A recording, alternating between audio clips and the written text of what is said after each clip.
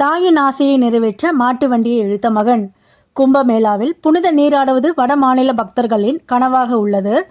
உத்தரப்பிரதேசத்தை சேர்ந்த 92 வயது மூதாட்டி தனது மகனிடம் கும்பமேளாவில் நீராட வேண்டும் என்று பல ஆண்டுகளாக கூறி வந்துள்ளார். தாயின் ஆசையை நிறைவேற்ற அவரது மகன் சௌத்ரி சுதேஷ் மாட்டு வண்டியில் தாயாரை அமர வைத்து கால்நடையாக இழுத்து செல்கிறார். இதை வழியில் பலரும் படம் பிடித்து சமூக வலைதளங்களில் வெளியிட்டனர்.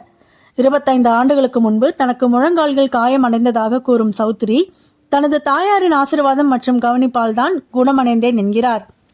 அதனால் இந்த வயதிலும் ஆரோக்கியமாக இருக்கிறேன் என்று கூறும் அவர் தனது தாயாரின் ஆசையை நிறைவேற்றுவதற்காக கும்பமேளாவில் நீராட அழைத்துச் செல்வதாக கூறியுள்ளார்.